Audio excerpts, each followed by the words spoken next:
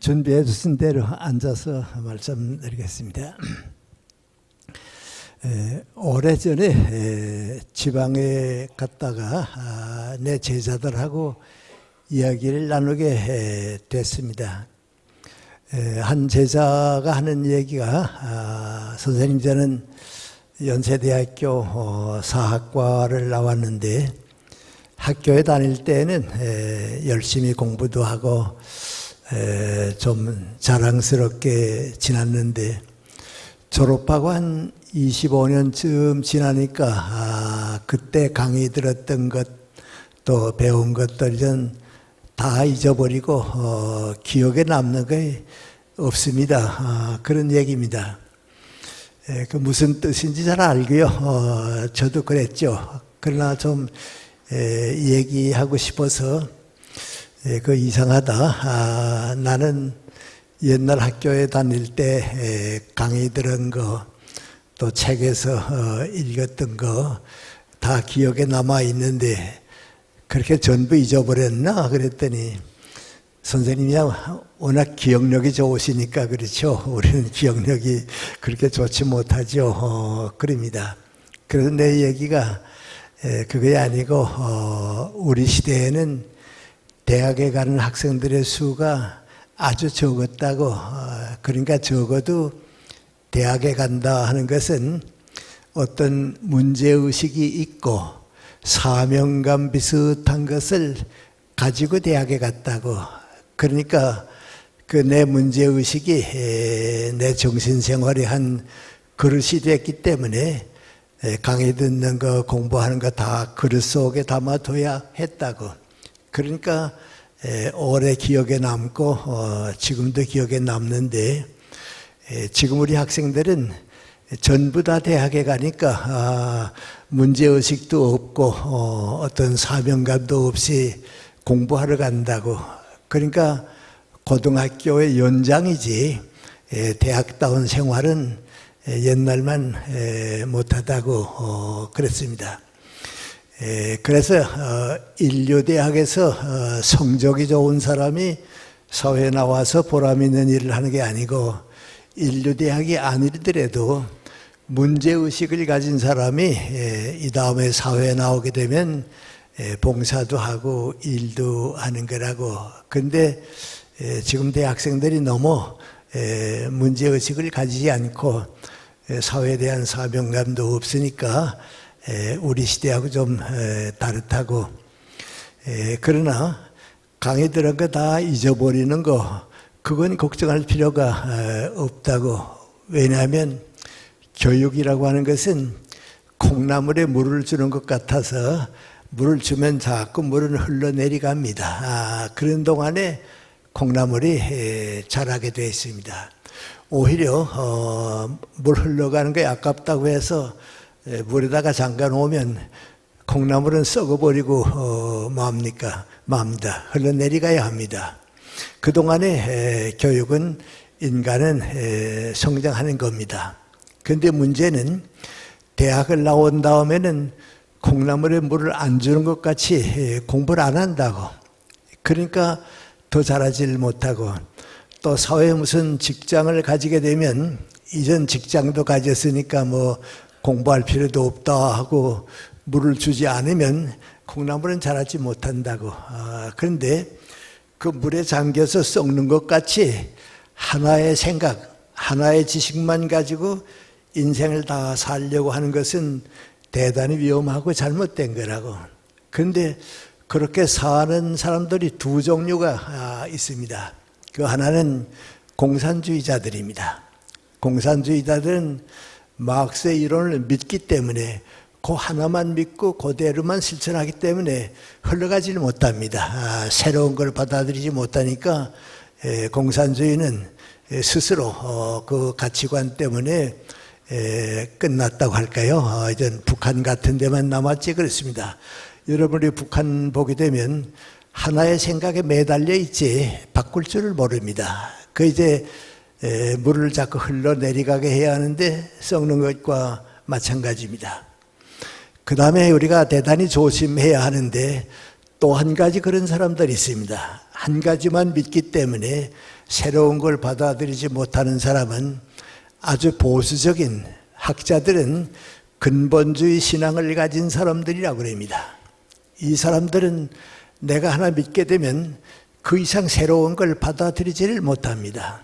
그래서 기독교는 항상 새로운 신앙을 가지고 창조해가는 신앙인데 그걸 가지지 못하고 하나만 꼭 믿어버리고 거기에 붙잡히게 되면 콩나물에 물을 주지 않는 것 같아서 굳어버립니다.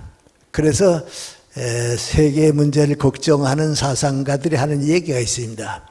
공산주의는 100년 못 간다고, 못 가게 돼 있다고. 그런데 종교적인 근본주의는 아직도 200년쯤은 사회를 괴롭힐 거라고 그럽니다. 지금 여러분 이슬람교가 그렇죠? 우리 기독교도 잘못돼서 아주 창조적인 힘을 잃어버리게 되면 물에 썩어버리는 것 같아서 사회에 고통을 주고 어려움을 주는 것이 많이 있습니다. 지금 우리가 그걸 찾지 않으니까 그렇지. 그래서 예수님은 아주 새롭게 창조해 주신 분이고 우리가 신앙을 가진다고 하는 것은 항상 나와 역사와 사회를 새롭게 창조해 가는 것이 기독교입니다. 근데 이상하게도 나는 이제 철학이 전공이기 때문에 철학하는 친구들 많이 만나는데 이 철학자들은 기독교를 받아들일 때 창조적인 종교로 받아들이는데 오히려 신학자들 가운데 일부 보수적인 목사님들 가운데 신앙을 굳은 것으로 받아들여서 창조적인 생명을 잃어버리게 되면 그건 대단히 잘못됩니다. 그건 기독교가 침체돼서 사회에 도움을 주지 못하게 되고 그렇습니다. 근데 오늘 제가 처음 말씀드리려고 하는 것은 그러면 이제 어떤 새로운 출발을 해야 하느냐 하는 건데 아주 우리 다 아는 얘기입니다. 사람은 20살쯤 돼 있을 때는 다른 생각은 다 안 해도 내가 50쯤 된 다음에는 어떤 인생을 살게 될까? 어떤 가정을 가지고 어떤 직업을 가지고 어떤 인생을 살게 될까? 그 생각을 꼭 해야 합니다. 문제의식을 가져야 합니다. 그걸 못 가지게 되면 항상 인생의 방향을 바꾸고 한 곳으로 가던 또 다른 데로 방향을 잃어버리고 그래서 방황하는 동안에 다른 사람들은 다 성공하지만은 길을 잃어버리게 됩니다. 그래서 우리 가정에 젊은 아들, 딸들 있고 그런데 우리 교회도 그런 젊은이들에게 꼭 가르쳐 줘야 합니다. 적어도 20살쯤 됐을 때는 한 50쯤 되게 되면 내가 어떤 인생을 살게 될까 묻는 사람하고 묻지 않는 사람하고는 완전히 다릅니다. 나도 내 친구들 가운데서 많이 보는데 그 물어보지 못한 친구들은 인생을 다 방황하고 낭비하고 그랬습니다. 그 다음에 50쯤 되게 되면 이제 우리 100세 시대를 다 생각하고 있기 때문에 50세쯤 됐을 때는 이 다음에 내가 80쯤 됐을 때 어떤 인생을 살게 될까 그 생각을 꼭 해야 합니다. 안 하는 사람들은 두 가지를 놓칩니다. 가치관을 못 가집니다. 그 다음에는 인생관의 목표가 없습니다. 그러니까 50이 넘어서도 방황합니다. 해야 할 일과 해선 안 될 일을 구별하지 못합니다. 무엇은 있어야 하고 무엇은 없어야 한다고는 판단을 내리지 못합니다. 그리고 뚜렷한 인생의 목적이 없습니다. 그런 사람은 인생을 성공하지도 못하고 행복하지도 못합니다. 우리가 신앙을 가진다 하는 것, 저는 우리 연세대학교에서도 많이 봅니다만은 종교를 가진다고 하는 것은 한마디로 말하면 확실한 가치관과 인생관을 가지는 겁니다. 내가 이제 불교를 믿었다 하는 무엇 말하는 거 아니 석가님의 교훈이 내 인생관과 가치관이 돼서 내 한 일생을 살아가는 겁니다. 크리스찬이 됐다고 하는 것은 내 인생관과 가치관이 예수님의 말씀이 되는 겁니다. 그 예수님께서는 교리는 좋아하시지 않았죠? 그 안식일 얘기할 때도 뭐라 그랬습니까? 안식일이 사람을 위해 있지 사람이 안식일 위해 있는 게 아니라고 그러시거든요. 그러니까 교리나 무슨 이건 다 인간을 위해 있는데 예수님께서 우리에게 주시는 진리의 말씀은 우리가 그 진리의 말씀을 받아들였다 하는 건 민구하니 예수님의 말씀이 한평생 내가 살아가는 동안에 내 가치관이 되고 내 인생관이 되는 겁니다. 이제 그런 사람들은 신앙에서 잘못되질 않습니다. 그래서 우리 주변에 보면 사회적으로 훌륭한 지도자라고 볼 수 있는 사람들이 전부 교회보다도 신학자나 목사님보다도 평신도들 가운데 많이 있습니다. 왜냐하면 그분들은 예수님의 말씀을 내 인생관, 가치관으로 받아들이기 때문에 그렇습니다. 얼마 전에 오래됐네요. 내 친구들하고 무슨 얘기를 하다가 지난 100년 우리나라 역사를 통해서 우리 한국 사회에서 그래도 어디에 내놔도 부끄럽지 않을 만한 지도자들이 있으면 어떤 사람일까 그런 생각을 며칠서 해봤습니다. 그런데 정치계에서는 찾다가 찾질 못했습니다. 왜냐하면 그분의 업적도 있지만은 그 다음에 잘못도 또 그만큼 있기 때문에 지도자로서는 받아들이기 어렵습니다. 정치가는 찾질 못하고요. 교육계에는 아마 있을 것 같다 하고서 여러분들 생각해 보았는데 교육계에는 뜻이 좋은 올바른 사람들이 있는데 업적이 또 없습니다. 그러니까 이제 내놓을 만한 사람이 이제 별로 없고요. 여러 개 통해 찾아보다가요, 마지막에 그래도 우리 사회에 내놔도 부끄럽지 않은 지도자라고 볼 수 있겠다 하는 사람들은 70만큼은 받아들일만 하고요. 실수가 있고 잘못이 있어도 30밖에는 안 되는 적어도 한 70은 받아들일만 한 분이거든요. 그런 분이 누구겠는가 하고 생각했는데요. 다들 얘기하다가 도산 안창호 선생은 아마 그런 분이다 말이죠. 밖에 내놔도 부끄럽지 않을 뿐이다. 그 다음에 인천 김성수 선생도 우리나라에서는 아마 그런 분일 것이다. 그 다음에 기업계에는 없을 걸로 알았습니다. 사업가는 없을 줄 알았는데 또 생각하다 보니까 유한양행을 설립한 유일한 씨는 아마 어디에 내놔도 부끄럽지 않겠다. 그분의 생애를 봐서 부끄럽지 않겠다. 예를 들어 말하면 지금도 정경유착 때문에 오는 죄악들이 많이 사회학이 이런데 그분은 사업에 크게 성공하고 이승만 박사가 가까운 사이니까 정치자금 요구했지만은 정치자금 한 푼도 안 냈습니다. 왜냐하면 기업하는 사람하고 정치인들이 손을 잡게 되면 사회 부패는 막지 못한다고 말이죠. 그랬습니다. 그래서 정부에서 제 돈은 많이 벌었는데 정치자금 안 낸다고 세무사찰하라고 세무사찰 시켜봤습니다. 그랬더니 안 내도 되는 세금까지도 회사가 다 계산해서 냈습니다. 다른 회사 같으면요, 그래서 그냥 묵인했을 텐데 정부의 그 국세처에서 생각했던 액수보다는 더 많은 세금이 나왔습니다. 그분 생각을 민구하니 세금은 끝까지 많이 내라 나라 위해서. 그러나 정치자금은 안 한다고. 지금 사회에 그런 기업하는 사람들이 거의 없지 않아요. 요새 우리 다 압니다만은 그랬습니다. 그리고 그분이 미국 가서 이제 30대가 되면서 23만 불을 벌었는데요. 그건 아주 그때는 큰 돈입니다. 그거 가지고 와서 이제 유한양행을 해서 이제 성공을 했는데 세상 떠나고 난 다음에 유언장을 봤습니다. 그랬더니 당신을 위해서 남겨놓은 건 가족을 위해 낭비한 건 하나도 없습니다. 전부 다 사회에 환원했습니다. 그리고 딸에게는 너 대학 졸업할 때까지 필요한 학비는 내가 주겠다고 그래서 주식을 좀 남겨주어서 그걸로 대학 졸업하게 해주고요. 아들 보고서는요. 내가 너 대학 교육까지 다 시켰으니까 이제 내 힘으로 살라고 말이죠. 내 능력을 살라고. 하나도 유산 남기지 않았습니다. 애손녀에게도 대학 졸업할 때까지 학비 내놨습니다. 그리고 당신은 아무것도 내놓지 않았습니다. 근데 그 따님이 그 주받은 걸 쭉 그냥 가지고 있었습니다.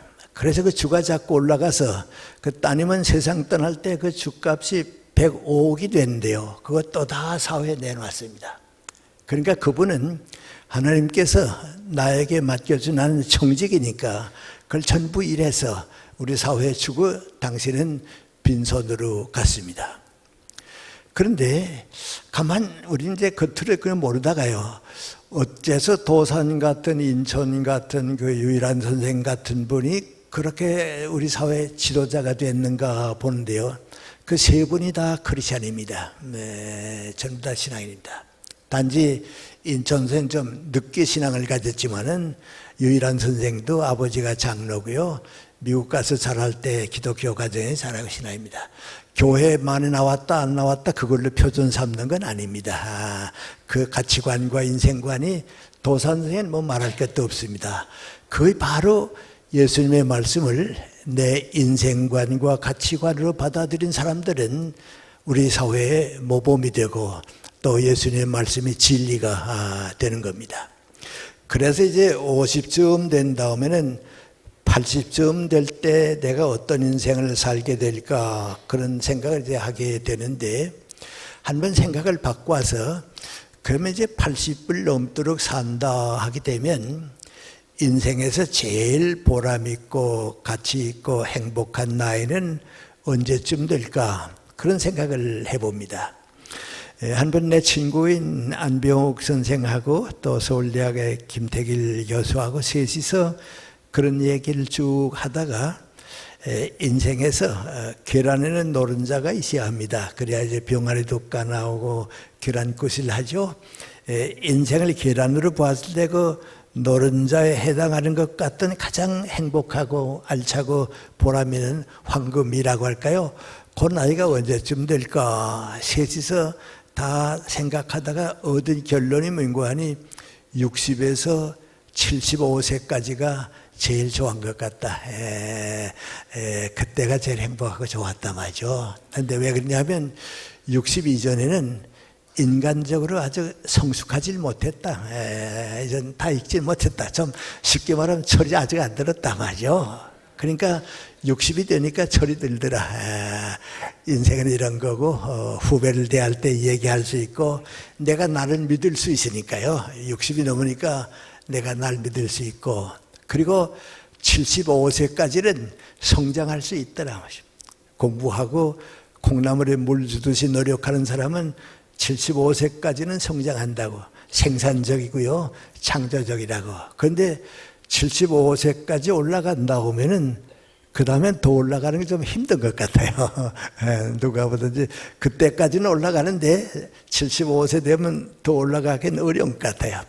그 다음에 이제 그게 얼마나 연장되느냐 하는 겁니다. 얼마나 연장되는가 하는데 내 친구들도 가만 보면요 85세까지는 다 연장돼요.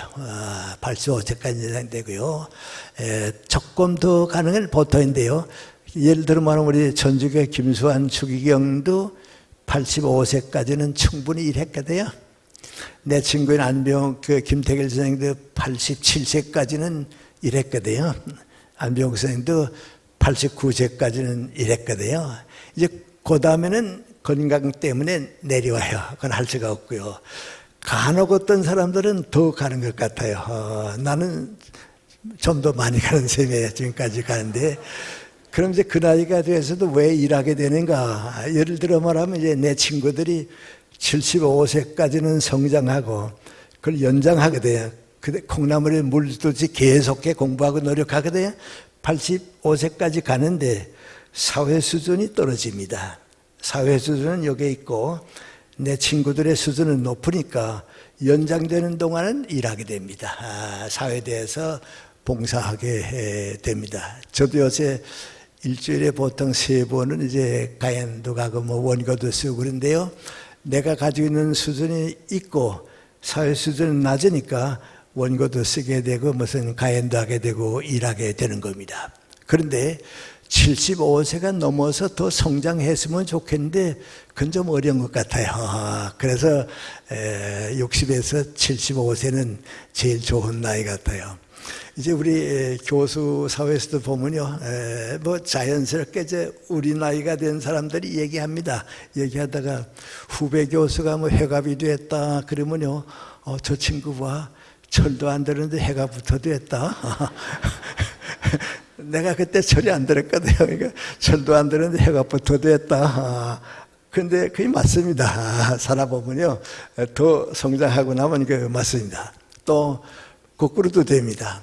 우리 연세대학교 철학과에 정석회 교수님이 계셨는데요, 92세 때입니다. 92세쯤 됐을 때 나보고 가만히 있자, 김 선생 연세가 어떻게 되더라? 그래요. 그래서 75세입니다. 그랬더니 한참 있더니 좋은 나이라구나. 그래요. 당시도 그때까지는 좋은 나이였거든요. 그래서 나는 여러분의 생애에서요, 60에서 75세까지는 제일 행복한 나이입니다. 네, 제일 좋은 나이입니다. 근데 콩나물에 물을 안 주면 안 되는 것 같이 계속해서 노력하고 공부하는 사람들은 되는 겁니다. 그런데 전 지금 90이 넘었으니까요, 이제 2달 지나면 이제 우리 나이로 98세가 되니까요, 이제 좀 나이 많은데요. 90이 넘으면 이제 어떻게 되는가? 이제 나도 오래 사니까요. 옛날 70이 고희라고 했는데 전 70 넘는 사람보다도 90 넘는 사람이 많아지고 있거든요. 그런데 솔직히 고백하면요, 90 넘으면요, 내가 사는 건 힘들어요. 벌써 이제 내 몸이 뭐 종합병원이라고 그러죠. 예를 들어 말하면 귀가 어두워지기 시작하죠. 눈이 잘 안 보이죠. 우리 어머님이 좀 오래 사셨는데요, 98세쯤 되니까요, 저게 누구 오면 누구지 모르세요. 가까이 온 다음에 너 아무개가 왔구나 압니다. 왜냐하면 시력이 떨어지니까 그렇습니다. 내 친구가 90세 때 만나는데요, 치과병원에 갔다 오더니 나보고 그래요. 이젠 치과에 가는 고생 싫어서라도 죽어야겠어. 그래요. 90 넘으면 개인은 힘듭니다. 다리에 힘도 빠지고 힘듭니다. 그래서 누가 나보고 묻기를 많이 피곤하지? 그러면 그렇다고 그럽니다. 힘들다 그럽니다. 그 행복하냐? 그러면 행복하다 그럽니다. 왜 행복하냐고. 내가 다른 사람을 위해서 아직도 봉사할 수 있기 때문에 행복합니다. 내가 이 나이에도 누군가에게 도움을 주고 누구에게 행복을 줄 수 있으니까 행복한 겁니다. 그것이 난 신앙이라고 생각합니다.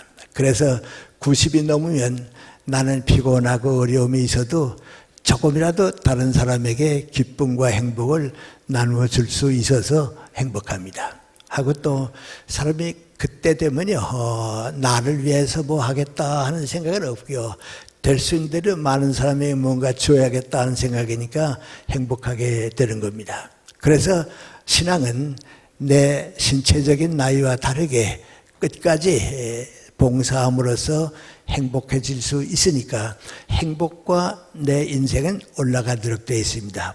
부르심을 받을 때까지 가게 돼 있는데 그게 바로 우리 신앙입니다. 신앙에는 그렇게 사는 겁니다.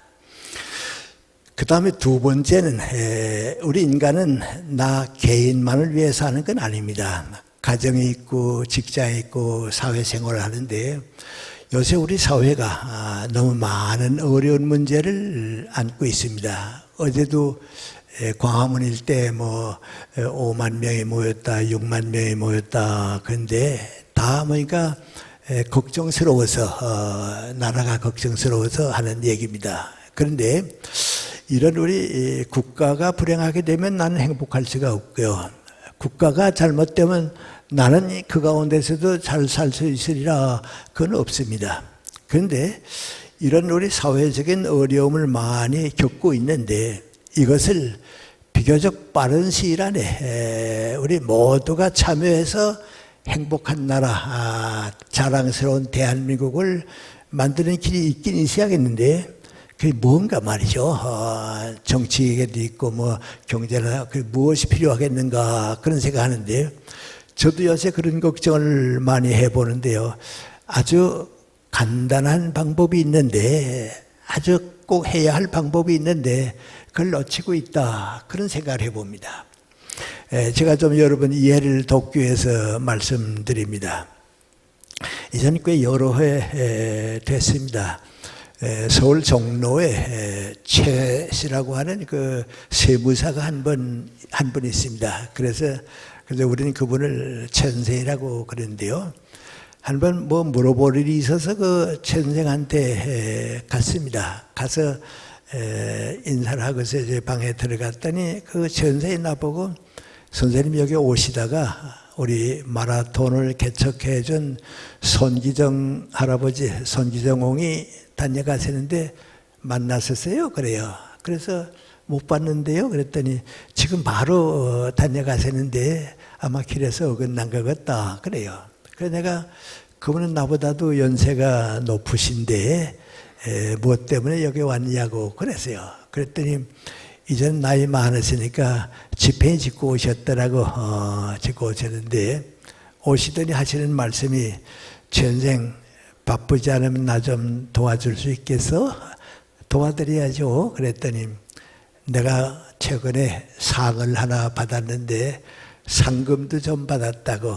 그래서 내가 먼저 쓰는 것보다는 세금을 내고 쓰는 것이 편하고 그러니까 세금을 내야겠다. 그래서 왔는데 그 세금 내는 거 좀 도와달라고. 그래서 선생님이 연세도 높으시고요. 직업을 가진 것도 아니고요. 그런 거 신고 안 합니다. 신고 안 해도 괜찮습니다. 그랬습니다. 그랬더니 그건 아니고 내가 이 나이에 나라에서 세금 내는 건 마지막 세금일지도 모르겠는데 세금을 내면 내 마음이 편하니까 그렇지. 내가 지금까지 사는 동안에 대한민국의 혜택을 얼마나 많이 받고 살았는데 공짜 돈 생겼을 때 세금이라도 좀 내야 될 거 아니냐고. 그러니까 좀 도와달라고. 그러세요? 도와드려야죠. 다 계산해서 보여드렸습니다. 그랬더니 이렇게 쓱 보시더니 요것밖에 안 되나? 그런단 말이죠. 그러면 됩니다. 그랬더니 좀 많이 내는 방법도 있지. 내가 이제 또 세금 내러 올 수도 없는데 좀 많이 내는 방법으로 계산해줘. 그래서 그러세요? 좀 많이 내는 걸로 계산해서 보여드리더니 쓱 보시더니 됐어. 그만하면 됐어. 그러더니 다 정리하고 긴 복도를 가서 엘리베이터를 타고 내려가시는데요. 그렇게 아주 기쁜 마음으로 흐뭇한 마음으로 가시더라고 말이죠. 그래요. 그러면서 그 천사의 나보고 하는 말입니다. 그 어른은 나라가 없는 일제시대를 사셨기 때문에 나라 걱정을 그렇게 많이 하시더라고. 그런데 사실 저는요, 내가 대한민국의 혜택을 받고 살았다 하는 생각을 솔직히 말해서 한 번도 해본 일이 없습니다. 거의 그 어른하고 나하고 차이입니다. 나는 대한민국의 혜택을 받고 산다고는 생각 못했는데 그 어른은 그 마음을 가지고 계시더라고. 그러면서 나보고 선생님도 일제시대를 사셨으니까 그 마음을 이해하시겠네요. 그래요. 그래서 나는 해방되고 2년 동안 이북에 있다가 탈북해 왔다고. 그때 대한민국이 나를 품 안에 안아주었다고. 만약에 그때 대한민국이 나를 품 안에 안아주지 않았으면 나 지금 세계 어디에 떠돌이가 됐을지 모른다. 대한민국 때문에 내가 행복하게 살고 우리 가정이 지금 행복하게 사는데 나라를 위해서 일은 못하지만은 그래도 대한민국은 우리 어머니 품 같은 데라고 말이죠. 대한민국 때문에 우리가 살고 있다고 그랬습니다. 그랬더니 그 천생 하는 말씀이 맹구 안에 바로 우리가 그걸 잊어버렸네요. 그래요. 지금 우리 정치 지도자들, 기업하는 사람들, 교육자들, 종교인들 모두가 내가 대한민국의 혜택을 얼마나 많이 받고 살고 있다고 하는 걸 모르고 있습니다. 모르고 있습니다. 그런데 그 마음을 다시 찾자 그겁니다. 그건 한마디로 말하면 모든 문제가 생겼을 때 무슨 판단을 내릴 때 나라 걱정을 먼저 할 줄 알아야 합니다. 선진국가는 다른 게 아닙니다. 나라 걱정을 먼저 하고 그 다음에 내 직장과 내 걱정을 하는데 우리 지금 완전히 거꾸로 돼서 아직도 내가 먼저고 그 다음에 우리 직장이고 그 다음에 대한민국입니다. 어떤 때는 우리 교회가 봐도요, 나라가 교회보다 중요하다고 하는 생각을 놓치는 때가 많이 있습니다. 예. 우리 그 예수님의 뜻이 무엇인가 하는 걸 좀 알아야 합니다. 여러분, 우리가 그저 아무 생각도 안 하고 지나니까 모르는데 성경을 읽다 보면 좀 이상할 겁니다. 뭐 이상하냐면 예수님께서는요, 한 번도요, 좋은 교회 만들어라, 큰 교회 만들어라, 훌륭한 교회 만들어라, 그런 말씀 한 길이 없습니다. 한마디도 없습니다. 그럼 예수님 무슨 말씀했습니까? 하늘나라가 걱정입니다. 너희 민족과 사회가 하늘나라가 되도록 노력하라고. 그건 무슨 뜻인고 하니, 교회는 하늘나라를 위해 있지 교회 자체가 목적이 아니라고 하는 겁니다. 그 예수님의 뜻입니다. 또 구약을 읽어봐도 그렇습니다. 구약도 전부 민족과 국가에 대한 걱정입니다. 그런데 우리 교회가 그걸 놓치게 되면 우리 교회가 사회로부터 버림을 받습니다. 아까 제가 얘기했는데요, 애국자들은 다 예수님의 뜻을 가지고 나라 위에 사는데요, 우리 교회는요, 큰 교회가 될수록 그만 교회가 전부가 됩니다. 그래서 민족과 국가를 위한 생각보다는 내 교회 잘 되는 것만 원하게 되면 그건 예수님의 뜻이 아닙니다. 그래서 무엇을 하든지 나라 걱정을 먼저 해야 합니다. 그런데 그것이 무슨 애국심이다 하는 큰 얘기 안 해도 괜찮습니다. 나는 중학교 갈 때인데요, 우리 아버님이 옛날 분이기 때문에 학교 교육은 전혀 받은 길이 없습니다. 그래서 교회만 다니셨는데요, 그래도 맏아들이 중학교를 가니까 마음에 기쁘셨겠죠. 그래서 나보고 하는 말씀입니다. 사람이 자기와 자기 가정 걱정만 쭉 하면서 살게 되면 그 사람은 이 다음에 가정만큼밖에는 커지지 못한다. 같은 사람이 내 직장을 위하고 지역사회를 위해서 걱정하게 되면 그 사람은 직장과 지역사회의 지도자만큼 커질 수 있다고. 그런데 꼭 같은 사람이 민족과 국가를 항상 걱정하면서 살게 되면 그 사람은 민족 국가의 지도자만큼 커질 수 있단다, 그 얘기입니다. 나는 지금 생각해 보면요, 우리 아버님이 예수님께서 가지셨던 생각을 아주 쉽게 전해드렸어요. 그거 아무 잘못도 아니에요. 나와 내 집안에만 매달려 사는 가정에서 국가를 위한 지도자가 나오질 못해요. 돈이면 전부라고 생각하는 가정에서 사도의 지도자가 나온 길이 없어요. 교회도 사회를 위한 일꾼들을 키우는 겁니다. 미국의 볼티모어에 있는 한 목사가 그 기도한 내용 기록을 내가 어디서 누가 보내줘서 봤습니다. 볼티모어의 목사님이 LA 쪽으로 이제 여행을 갔습니다. 여행을 끝나고 이제 집으로 고향으로 돌아오는데요, 비행기가 워싱턴 DC 상공을 이렇게 날아갈 때 창밖으로 이렇게 내려다봤습니다. 내려다보면서 저게 국방성이고 이게 국회의사당이고 이게 백악관이고 이게 링컨 메모리알이고 쭉 보았습니다. 그런데 비행기가 쭉 지나가서 그건 끝나고 바로 그 옆이 이제 볼티모어니까 당신 고향에 와서 비행기가 내리게 됐습니다. 그래서 우리 볼티모어에서는 뭐 보이는가 하고서 쭉 보니까 저게 존스 홉킨스 대학이 있고 대학병원이 있고 저건 백화점인 것 같고 우리 교회는 어디 있나 보니까 보이지 않습니다. 작으니까 안 보였죠. 그래서 이제 비행기가 내렸습니다. 내려서 교회에 와서 기도를 드립니다. 하느님, 우리 교회가 비행기에서 내려다봐도 보이지 않을 정도로 작은 교회 주신 것을 감사드립니다.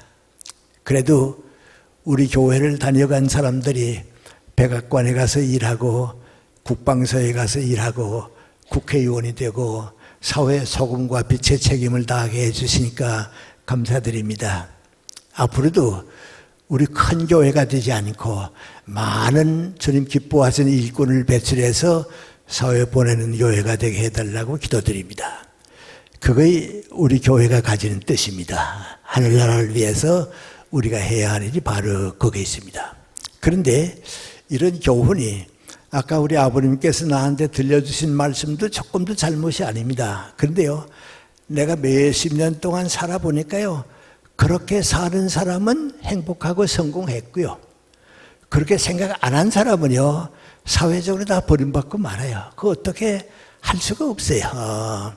전 교육계에 있었으니까 이제 연세대학교에서 한 30여 년을 있었는데요, 이건 교육계입니다. 그래도 사회적으로 보면 제일 지성인들이 모이고 그런 사회 아니에요. 그런데 연세대학교 좀 일찍 가서 34살에 이제 갔는데요, 가서 이렇게 쭉 살아보니까요, 많은 교수들이 내가 연세대학교서부터 무엇을 받을 수 있는가, 그걸 목적이에요. 봉급이 올라가는가, 보직을 하나 얻는가, 감투 주는가, 대부분이 그거예요. 연세대학교가 나한테 무엇을 주는가, 그거예요. 그런데 그렇게 사는 교수들은요, 정년퇴직하고 난 다음에는요, 연세대학교로부터도 버림받고요, 사회에서도 버림받아요. 왜? 너 노위에 살았으니까 너의 거 가지고서 나가라고 말이죠. 버림받아요. 근데 같은 연세대학교 교수 가운데요, 방향을 바꿔서 내가 연세대학교로 해서 무엇을 할 수 있는가, 무엇으로 연세대학교를 도울 수 있는가, 정말 연세대학교를 사랑하는 사람들은 또 과장도 되고요, 처장도 되고요, 학장도 되고요, 총장까지 돼요. 왜요? 연세대학교를 위해 줬으니까요. 그 당연하지 않아요? 연세대학교에서 얻으려고만 했던 사람이 총장 되면 이거 뭐 되겠어요? 당연하게 돼요. 그런데 겉으로는 나타나지 않는데 우리 교수들 가운데 항상 민족과 국가를 걱정하는 교수들이 있어요. 근데 이 교수들은 학장도 안 되고 총장도 안 돼요. 그런데 정년퇴직하고 난 다음에는요, 다 사회에서 일하고 있어요. 다 사회에서 일하고 있어요.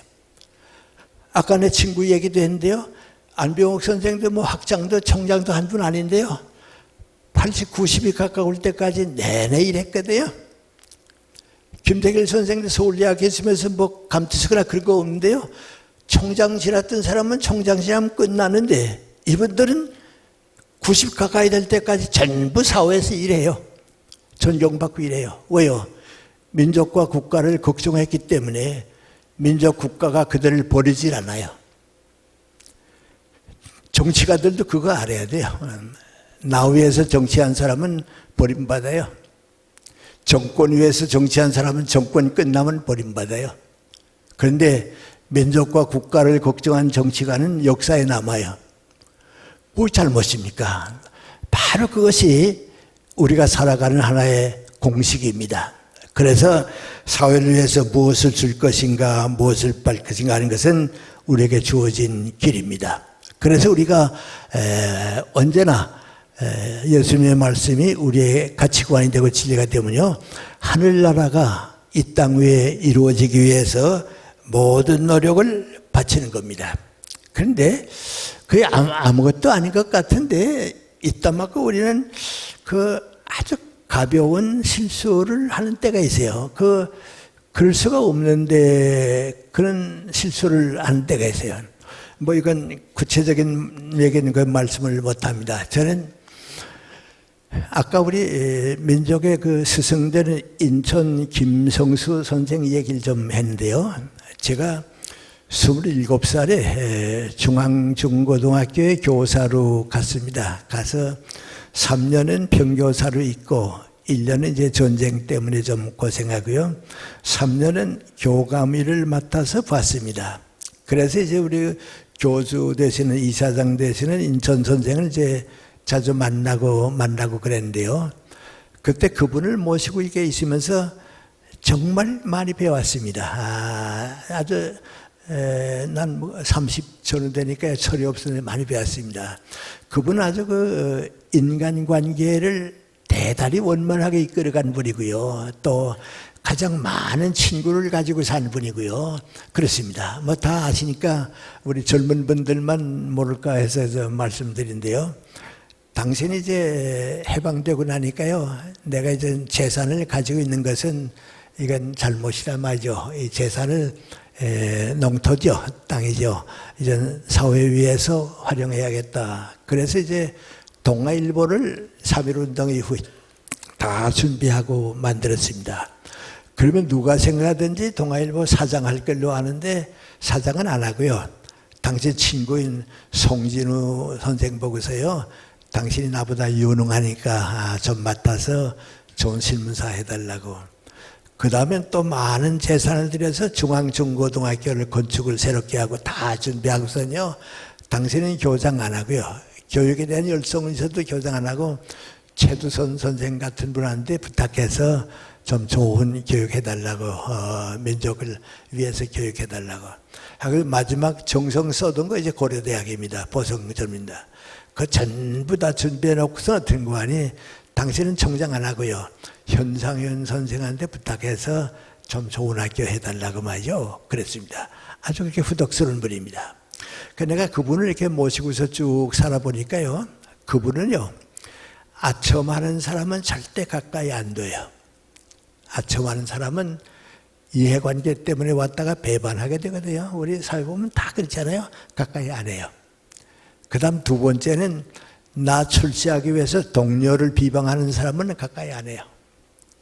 우리 자기 빨리 올라가기 위해서 동료 비판하는 사람들이 가까이 안 해요. 세 번째는 편가르기 하는 사람은 절대 가까이 안 해요. 아주 편가르기 하는 사람은 올바른 판단을 못 하거든요. 그러니까 아주 가까이 안 해요. 난 그걸 보고서요. 나도 아첨하거나 동료를 비방하거나 편가르기 하는 사람이 돼서는 안 되겠다. 적어도 사회생활할 때 그건 안 해야겠다. 그걸 평생 좀 거기서 배웠습니다. 하고 그분은 누구든지 사회와 민족을 위해서 저분은 이 다음에 일을 할 것이다 하는 사람이 끝까지 도와줘요. 끝까지 도와주고 그래요. 참 좋은 분이에요. 근데 나보다도 그분을 더 오래 모시고 있었던 분이 이제 고려대학의 김성식 교수님인데요. 그 사학자죠. 그분이 한 번 나보고 그래요. 한 사람의 그 마음이 그 사회에 그렇게 큰 영향이 있다고는 생각 못 했다고 말이죠. 그러면서 하는 얘기가 뭔가 하니 인천 선생이 살아계시는 동안에는 야당이 한 번도 분열한 일이 없다고. 언제나 합하고 됐다고. 근데 인천 선생이 돌아가고 난 다음에는 지금까지 야당이 한 번도 합하는 일이 없다고 말이죠. 그 한 분의 뜻이 그렇게 좋다고 말이죠. 근데 그분이 이제 병중에 계실 때 내가 이제 새해 인사를 드리러 갔는데요. 병중에 계시다가 나보고 그래요. 김생도 오셨군요. 우리 새해 첫날인데 기도 드리자고 말이죠. 근데 그 기도를 드리는데요.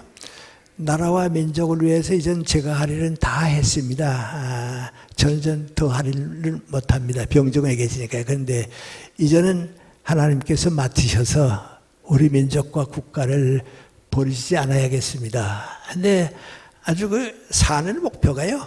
민족과 국가를 위해서 이제 나는 내가 할 일을 다 했는데 이제 하나님께서 맡아서 봐주셔야겠습니다. 그 정성들이에요. 근데 요새 미안합니다만 가만 보면요. 전부 아무것도 아닌 것 같지만 아첨하는 사람을 옆에 두었다가는 정치 실패예요. 직장도 불행해져요. 편가르기 하는 사람은요. 그건 어디 가든지 못 쓸 사람입니다. 편가르기 되면요. 진리가 없어요. 이 편이냐 이 편이냐지. 내가 틀렸다고 생각하면서도 내가 이 편에 있기 때문에 옳다고 그래요. 그러니까 이 편가르기 한다고 하는 건 집단 이기주의예요. 세상에서 제일 나쁜 건 집단 이기주의가 돼요. 근데 요새 정치하는 사람들 보세요. 무슨 여당이고 야당이고 전부 편가르고 있거든요. 그러니까 올바른 판단 하나도 없거든요. 여러분 이제 미국이나 영국에서 국회에서 결정되면 국민들이 왜 따라갑니까? 적어도 나라 일일 때에는 여당 가운데서도 반대하는 사람이 나오고요. 야당 가운데서도 지지하는 사람이 나와요. 그러니까 몇 표 차이가 안 된다고 해도 저분들은 나라를 위해서 투표를 했으니까 국민들이 따라가요. 근데 우리는 따라갈 수가 없잖아요. 이 표는 다 이렇게 보고요. 이 표는 다 이렇게 보고요. 그러니까 국회에 있으나만 하죠. 적어도 나라 일일 때는 편가르기는 안 해야 하거든요. 그런데 우리 전부가 그렇게 살고 있습니다. 그거 보면요, 아직도 이제 우리가 선진 사회가 되기는 멀었다, 좀 깜깜하다, 그런 걱정합니다. 요새 우리 청와대 대통령님께서 사과하고 그러니까 나이가 복잡합니다. 여러분도 걱정하고 저도 그 사람 가운데 하는데, 그래도요, 이 문제를요 지혜롭게 잘 처리하면요 이런 걱정이 없었던 것보다 낫습니다. 사회라고 하는 건요, 우리 서양 격언에 그런 말이 있습니다. 악마는 우리를 유혹하고 하나님은 우리에게 시련을 주신다 그럽니다. 악마는 우리를 유혹해서 무너뜨리게 하지만은 하나님께서는 우리를 쓰시기 위해서, 더 높은 일을 맡기시기 위해서 시련을 줍니다. 그걸 극복을 해야 합니다. 그러니까 아무 고생 없이 자란 젊은이들이 유능하지는 못합니다. 그래서 이런 거 있는 거 괜찮습니다. 문제는 지혜롭게 처리하는 국민이 되어야 합니다. 이거 처리하는 건 정치가가 아닙니다. 우리 국민입니다. 국민들이 조용히 나를 다 하면서, 공무원도요, 이런 일이 있거나 없거나 생각 없이 똑같이 다 일하면서 침묵 가운데서 우리의 의사를 표현하면 됩니다. 그래서 법적으로 처리해가지고 이기게 되면요, 없었던 것보다도 낫습니다. 그런데 이런 문제를 또 정치가들에게만 맡겨가지고서 떠들다가는요, 나라에 도움되는 거 없습니다. 여러분 어떻게 생각하십니까? 우리 세월호 사건이 이제 2년이 넘었죠? 얼마나 그 가슴 아픈 사건입니까? 그런데 그 사건을 치르고 나서 우리가 깨달은 거, 배운 거 없지 않아요? 왜 그렇습니까? 정치가들이 앞장서 뒤흔들어 놓으라고요, 전부 국민들의 착한 마음을 빼앗아 버렸습니다. 정치가들이 조용히 이런 비극이 다시 없어야겠다고 반성하고 국민이 그랬으면요, 우리도 다 뭔가 좀 달라졌을 거예요. 안전규범도 지킬 줄 알고요, 운전을 해도 올바르게 가겠는데요, 정치가들이 다 흐트러버리고 마니까요, 그 큰 비극을 겪고도 우리 배운 건 하나도 없습니다.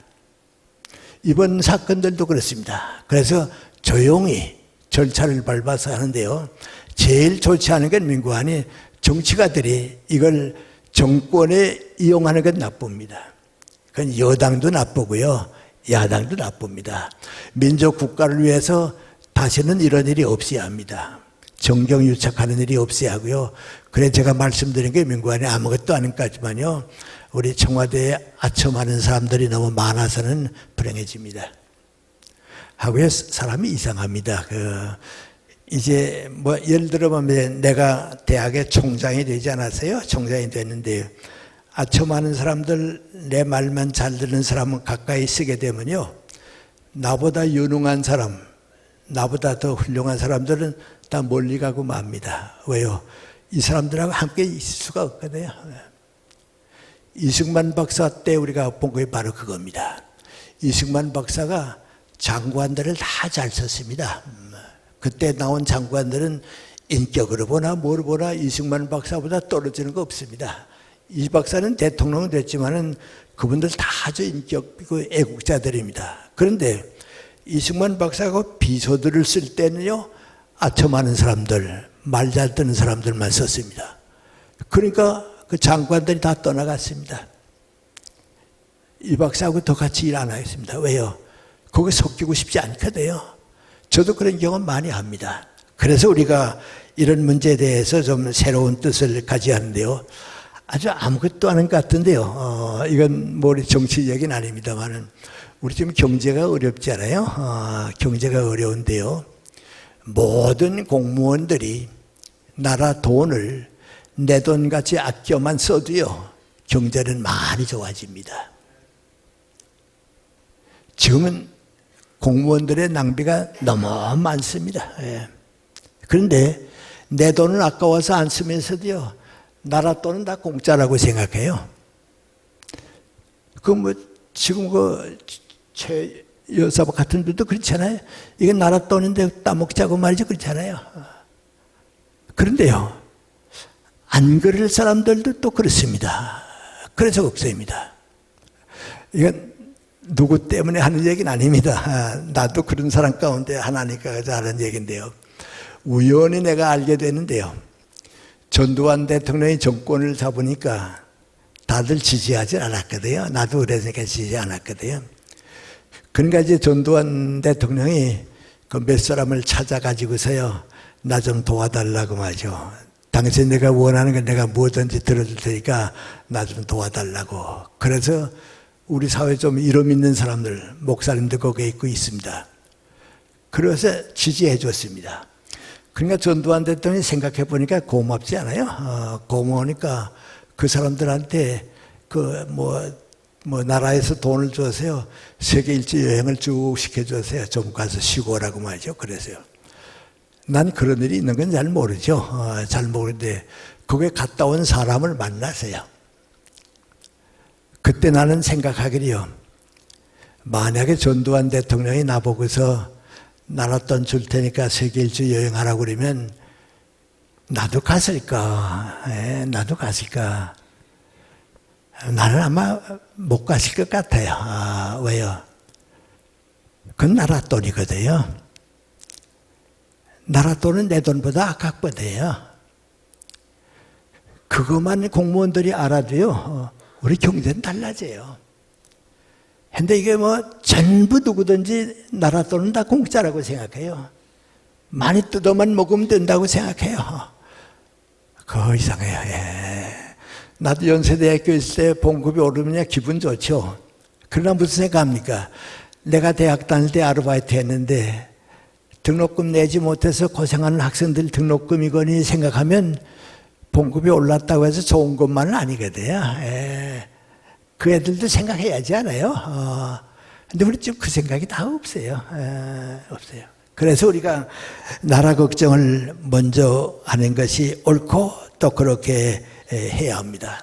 그래서 제가 보기에는요, 나라에서 안 써도 되는 돈을 얼마나 많이 쓰는지 몰라요. 그건 내 돈 아끼듯이 나라 돈 아낄 줄 아는 것이 공무원인데 그걸 못해요. 그래서 모든 문제를 할 때 나라와 연결되고 나라 걱정 먼저 해야 합니다. 그런데 나야 아무것도 아니지, 나야 보잘것없는 사람인데 그거에 버리라 그 말입니다. 투표하는 것도 나라 걱정이고요, 교통질서 지키는 것도 나라 걱정이고요, 세금 내는 것도 나라 걱정이고요. 좀 나라 걱정 먼저 하자 그겁니다. 예를 들어 말하면 이제 한두 가지 시간이 허락하는 대로 말씀드리죠. 저는 연세대학교 정년퇴직을 난 다음에 이제 독서 운동을 좀 했습니다. 그러다가 이제 지금도 가볍게 하고 있는데, 책을 좀 많은 민족이 되자 그런 운동을 하고 있는데요. 두 가지 때문입니다.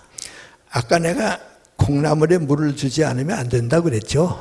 이건 80이 됐을 때도 물을 줘야 하고요, 지금 전 90이 넘었을 때도 물을 줘야 돼요. 그래야 내가 장성하거든요. 그 콩나물에 물 주는 것만큼 소중한 것 가운데 하나가 민구하니 책을 읽는 겁니다. 독서하는 겁니다. 그러면요, 내가 행복해져요. 우리 중고등학교 학생들한테 폭력 문제 자꾸 걱정하지 않아요? 중고등학교 학생 가운데 책을 즐겁게 읽는 애들은 폭력이 없어요. 책을 안 읽으니까 그래요. 근데 지금 우리 학교 교육의 독서는 전혀 내면하고 있어요. 그게 지금 우리나라의 걱정이에요. 예를 들어 말하면 이제 내가 미국 같은 데 가잖아요. 가서 이제 중고등학교에 가봅니다. 그럼 이제 고등학교 1학년 선생님이 너희들하고 내가 한 학기 동안 같이 있겠는데 이번 학기 동안에 내가 5권 책을 지목해 줄 테니까 그 가운데서 3권은 꼭 읽어라. 이제 다 읽으라고 너 선택해서 읽어라. 그럼 그 속에 뭐 들어가 있는가? 벤자민 프랭클린의 자서전이 들어가 있습니다. 막연하게 성경을 읽으라고는 안 들어가 있고요, 창세기를 읽으라고 그럽니다. 그 다음에 누가복음을 읽으라고 그럽니다. 이건 학교니까 이게 교회에서 성경 경전이라고 하는 게 아니에요. 그 책은 너희들이 인생을 살아가는 동안에 안 읽으면 안 되는 책이 있다니까 읽어라 말이죠. 그렇게 자꾸 읽게 합니다. 하고 대학에 가서 1년 반 동안은 전부 독서입니다. 전부 독서입니다. 그러니까 고전들을 다 읽습니다. 그 나라하고 전혀 책을 안 읽는 우리하고 비교할 수가 있겠어요? 여러분 생각해 보세요. 우린 지금 수능 시험 때문에요. 선생님들이 뭐라 그런지 아세요?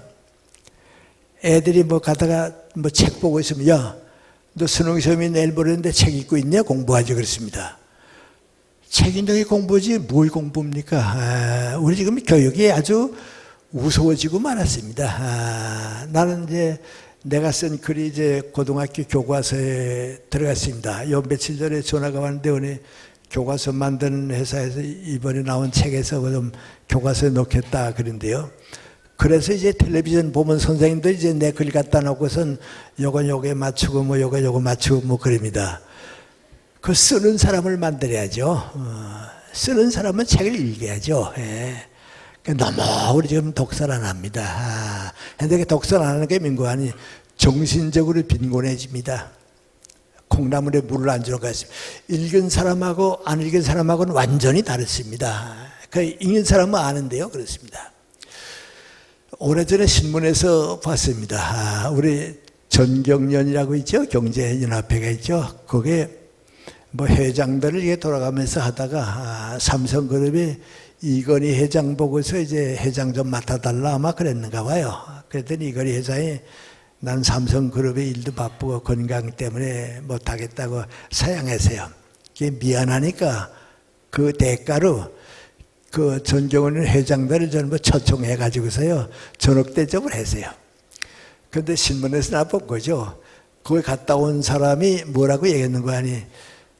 이건희 회장 초청 받아가지고 가서 봤는데 거기 가서 불란서에서도 마시기 힘든 제일 맛있는 포도주 마시고 왔다고 마죠.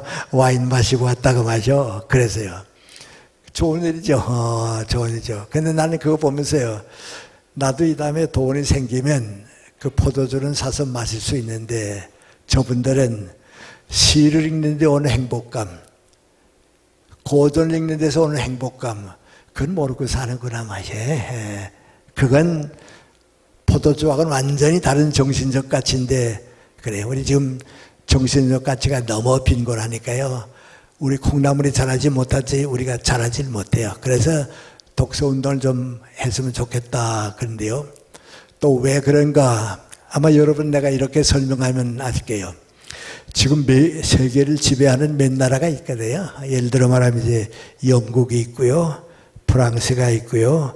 독일이 있고요. 그 다음에 어느 나라가 거기에 참여할 수 있을까 했는데 러시아가 낄 줄 알았는데 공산주의를 선택해서 100년을 잃어버렸습니다. 그래서 러시아 그만 후진국가로 떨어지고요. 미국이 올라갔습니다.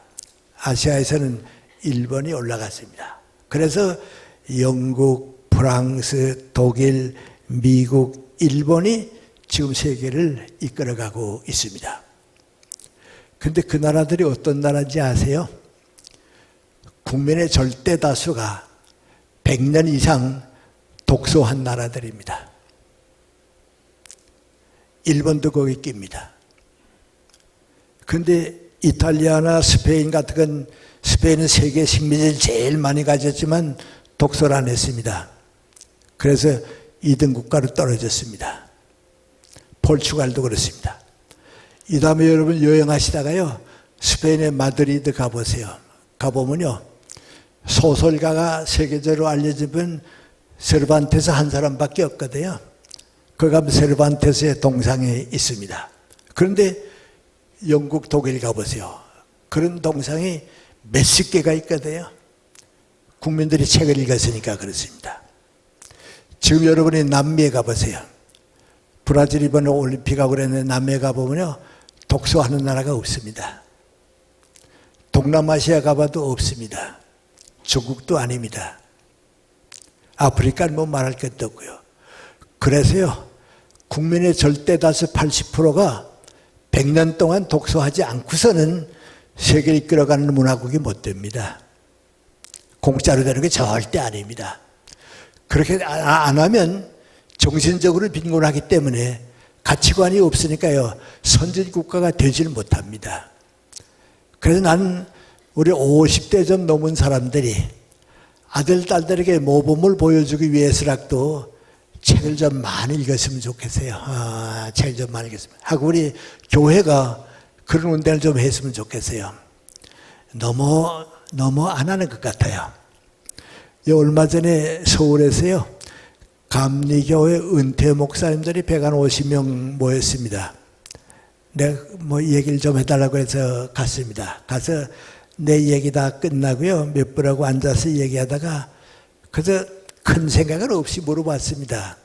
우리 목사님들 가운데 공자의 생애와 사상이 기록되어 있는 논어를 읽은 분이 몇 분이나 될까요? 그랬습니다. 그랬더니 학교에서 안 배웠으면 없지요, 그래요. 그건 대단히 잘못된 사회입니다. 목사님은 우리 사회 정신적 지도자가 돼요. 그러니까 논어는 안 읽고도 된다고 하는 건 그건 잘못된 생각이 돼요. 왜요? 2300~400년 동안 온 세상 사람들이 다 읽은 책을 우리는 안 읽었다 하면 그건 뭐 잘못되지 않았어요? 네. 근데 그게 지금 우리 현실입니다. 그래가지고서는 세계를 가지 못합니다. 그래서 우리가 독서하는 민족이 돼야 하는데요, 그걸 잊어버리게 되면 안 됩니다. 또 한 가지 말씀드리고 싶은 건데요, 신앙은요 언제나 새로운 사명감을 우리에게 주게 되어 있습니다. 신앙을 가졌다 하는 것은요, 내 생활을 이렇게 바꾸어 놓는 겁니다. 사명감을 바꾸는 겁니다. 갑자기 좀 그 생각이 납니다. 내 책 가운데 우리는 무엇을 믿는가 하는 책이 하나 있습니다. 그런데 미국의 텍사스 대학의 노광해라고 하는 내 제자가 그 대학의 교수입니다. 미국 대학의 교수입니다. 그 교수가 이제 미국에서 교수가 되면 처음에는 다 자랑스럽고 다른 사람도 부러워하고 그랬는데요, 오래 교수 생활을 하다 보니까 고민이 생겼습니다. 그 명관이 내가 한국에서 교수가 됐으면 제자들이 있고 보람이 있고 그러겠는데, 미국에서는 교수가 되면요, 그저 강의하고 학점 따고 끝나면 제자들도 다 가버리고 말고요, 같이 있었던 교수들도 한 번 같이 일할 때는 서로 반갑게 지나지만 끝나고 나면 인간관계가 없어지거든요. 그래서 이 노광희 교수가 내가 한국의 교수가 됐으면 제자들도 있고 보람이 있었을 텐데, 미국 교수가 돼서 제자 하나 없고 찾아오는 데 없고 한국 나가서 한 번 좀 늦게라도 좀 교수가 돼볼까. 그래 한 번 안식년이 돼서 왔습니다. 와서 영남대학에서 1년 동안 가르쳐 봤습니다. 근데 아들 셋이 다 미국서 교육받고 있고요, 부인이 또 미국서 대학원까지 나왔으니까 좋은 직장 가지고 있고요, 올 수가 없습니다. 그래서 이제 다시 미국 갔습니다. 갔는데 이제 한 번 나한테 편지를 안 하던 제자인데 편지를 해봤어요, 학교로. 편지를 보니까 뭐라고 썼는 거 아니, 선생님 제가 지난 얼마 전에 휴스턴에 갔다가 한국 책방에 들러봤습니다. 근데 그거 보니까 선생님이 쓰신 책 가운데 우리는 무엇을 믿는가 하는 책이 있어서 뭐 특별한 생각은 없고 고등학교 때 은사니까 한번 갖다 읽어봐야겠다 해서 그걸 제가 읽었습니다. 그리고 그거 읽기 시작하니까요 자꾸 끌려서 다 읽었습니다. 읽고서 내가 많은 걸 깨달았습니다. 제일 중요한 건 뭔가하니, 내가 한국의 교수가 돼서는 보람이 있었을 텐데 미국에 와서 교수가 되니까 헛수고를 한 것 같다 하는 생각을 가지고 있었는데, 선생님 책을 다 읽고 나니까 그게 아니고 하느님께서 너는 미국 가서 교수의 사랑을 받아볼 줄 모르는 미국 학생들을 사랑해주고 스승이 되고 정말 제자들 위한 교수가 되라. 그래서 날 보낸 걸 몰랐구나 말이죠. 내가 그 몰랐구나. 그래서 이제는 누구보다도 미국 학생들을 사랑하고 내 제자들을 위해주고 그리고 살기 시작하니까 새 출발했다고 그래요. 새 출발했다고. 근데 내 아내가 또 그 책을 다 읽고 나더니 하는 말이 뭔가 하니 그 지금까지 백인 사회에서 직장 가지고 월급 받고 거기서 살았는데 이제는 아니라고. 그 미국 사람들을 정말 위해주고 사랑해주고 이 다음에도 우리 직장에 한국 여자가 한 사람 있었는데 그렇게 우리를 위해주고 사랑해줬다고 그 책이 있는 걸 몰랐다고 말이죠. 그래서 우리 부부가 새 출발하게 됐습니다. 그 얘기입니다. 근데 나는 내 책 가운데 그런 얘기는 없습니다. 예수라고 하는 책을 읽은 어느 고등학교 선생도 맹구하니 꽃 같은 겁니다. 근데 그 꽃 같은 게 맹구하니 그 책에 있는 내용이 아니고 그 책을 통해서 그리스도를 받아들이고 나니까 오늘까지 내가 하던 일이 새 출발하는 겁니다. 그래서 그분은 미국 학생들 위한 교수가 되어야겠다. 또 한 고등학교 선생님 맹구하니 지금까지 월급 받아 먹고 사는 선생이었는데 이젠 정말 내 제자들을 사랑해야겠다. 그래서 인생관이 바뀌는 겁니다. 사명을 가지게 되는 겁니다. 그래서 우리 신앙을 가진다고 하는 것은요, 나에 관계 없습니다. 그리스도를 받아들일 때마다 새 출발하게 됩니다. 예수님 생각을 하게 되면요, 과거에 몰랐던 거 지금 깨달으면 또 새 출발하게 되고요. 또 몰랐던 거 깨닫게 되면 또 새 출발하게 되고 그렇습니다. 그래서 우리가 그리스도와 더불어 있는 사람은 항상 나이 많다 적다는 상관없고요. 차원 높은 예수님의 마음과 같은 새 출발을 하게 되는 겁니다. 시간이 다 됐기 때문에요. 얘기 하나 하고서 그치겠습니다. 제가 몇 해 전에 어느 대학에서 상을 하나 좀 받게 됐습니다.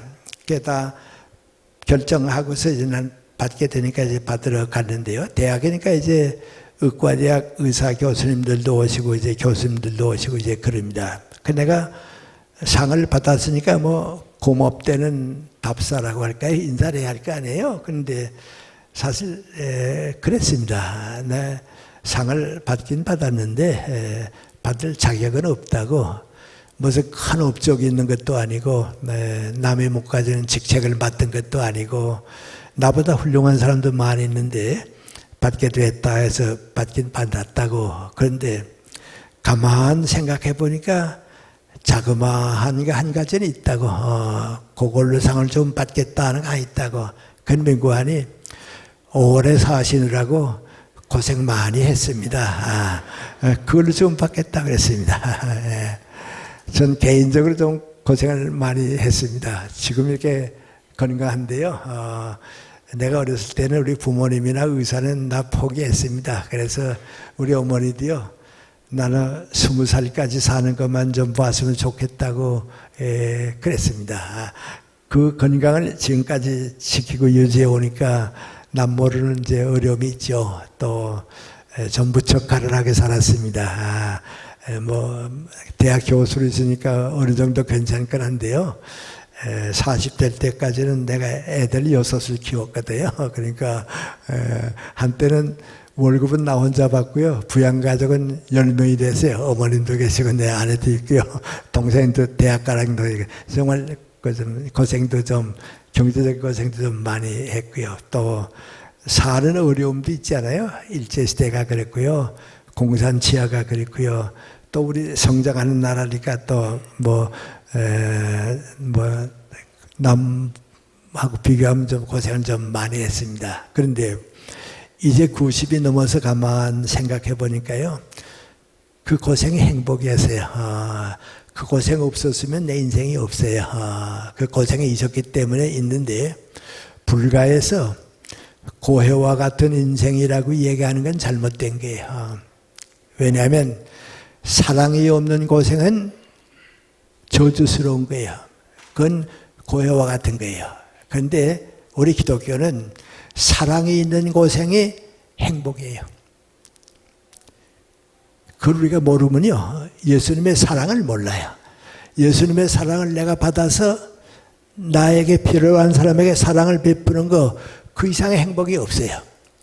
여러 해 전에 미국 갔습니다. 애들 6 가운데 애리의 딸하고요, 밑에 딸도 이제 미국에 삽니다. 그 애들이 아버지 미국 오시면 강연만 끝내고 가고 다시는데 이젠 나이도 많으시고 또 오시기 올 텐데 여행을 좀 같이 하자고 그래요. 그래서 딸들하고 이제 한 열흘 동안 여행을 했어요. 하루는 이제 저녁을 먹고 이렇게 잘 마시는데 막내딸이 하는 말입니다. 아버지, 난 지금 와서 가만 생각해 보는데요. 엄마가 조금만 더 지혜로웠으면 안 해도 되는 고생을 이렇게 많이 했다고 그래요.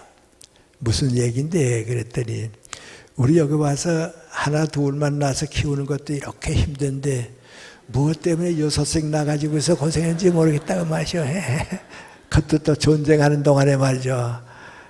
그래서 내가 야 엄마가 고생 안 했으면 너희 둘은 세상에 태어나지 못했다 그랬어요. 그랬더니 아버지 그 얘기가 아니고요. 우리가 철없을 때는 몰랐는데요. 내가 고생을 해보니까 어머니가 우리 때문에 너무 고생 많이 했다고 살아계시면 가서 고맙다는 인사락도 하겠는데 철드니까 안 계시고 말이죠. 어머니 고생하니까 그만 눈물이 난다고 말이죠. 그래요. 그러니까 큰딸이 하는 말입니다. 아버지야 뭐 더 고생하셨지 그래요. 그래서 내가 그랬어요. 엄마 보고서 엄마 또 우리 위해서 와서 같이 고생할래? 그러면 가야지 하고 또 올 거라고. 왜? 그때가 제일 행복했거든. 지금 살아보면 그때만큼 행복한 때가 없다고. 엄마가 나한테 준 교훈이 하나 있는데 그건 맹고하니 사랑하는 사람이 사랑받는 사람보다 행복합니다. 엄마는 너희들 위해서 모든 사랑 다 줬다고. 그리고 또 앞으로도 너희들 사랑하기 위해서 고생하면 또 온다고. 왜? 그 행복이니까 말이에요. 그 행복이니까 말이에요. 그렇습니다. 나는 이제 교육계에 있었는데 교육이라고 하는 게 이제 씨를 뿌리고 사회가 열매를 거두는 거죠. 그런데 나는 오래 사니까요. 내 제자들이 사회 나가서 일들 많이 하니까요. 이젠 내 눈으로 봅니다. 내가 내 제자들 키우길 잘했다 한데요. 지금 이렇게 가만 보면요. 내 제자들이 행복하고요. 사회 봉사하는 거 보면요. 그건 말할 수 없이 행복해 내가. 그거 없었으면 내 인생이 없잖아요. 그거 있으니까 내 인생이 없거든요. 얼마 전에 내 제자가요. 사회 업적이 뭐 있었다고 해서 표창을 받게 됐어요. 저녁 시간이에요. 그 내가 내 제자인데 가봐야지 하고서 와서 이렇게 문으로 들어왔더니요. 자리에 앉았다가 일어나서 뛰어오더니 내 코트 벗어서 걸어주고요. 나 안내해주고 앉는 거예요.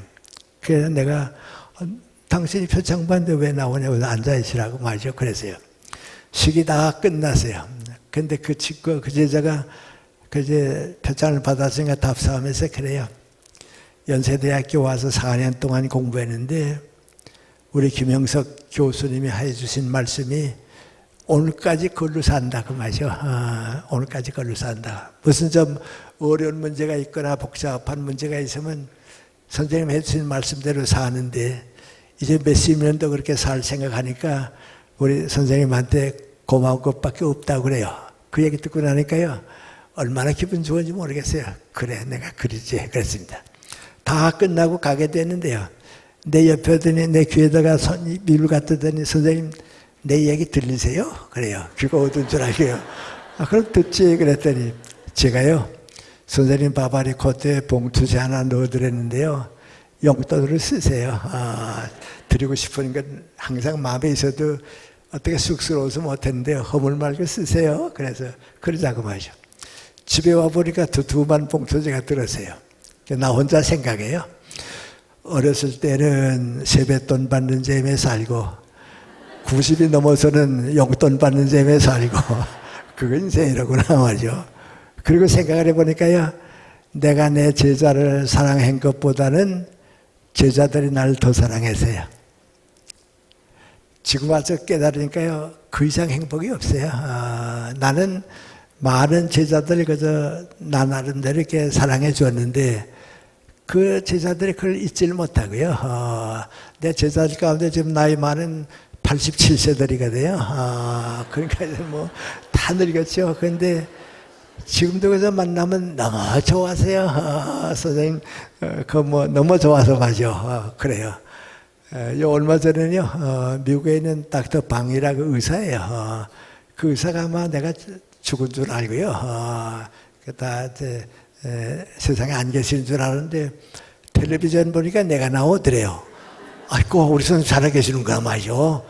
더 늦기 전에 내가 가서 좀 인사드려야겠다. 그래, 서울에 있는 고등학교 때 제자들한테 나 우리 김 선생님 모시고 점심 대접하고 싶은데 너희도 오라고 말이죠. 다 모으니까 8명이에요. 내 제자가 9명이에요. 그래서 63빌딩에서 이제 점심 대접한다고 갔어요. 가서 이제 앉아있는데 그 제자가 하는 말입니다. 제가 고등학교 3학년 때 토요일 오후마다 선생님이 우리한테 성경 공부 가르쳐 줬는데 그때 그 말씀을 못 들었으면 내 인생이 어떻게 됐을까 하는 생각이 난다고. 그래, 항상 생각하고 있었다고. 그런데 아직 살아계시니까요. 제가 오늘 선생님 점심만 대접하는 게 아니고요. 제가 큰절 한 번 드릴게요. 그러더니 날 앉으라 그러더니 그 말이 엎드려가지고 큰절 드린가요.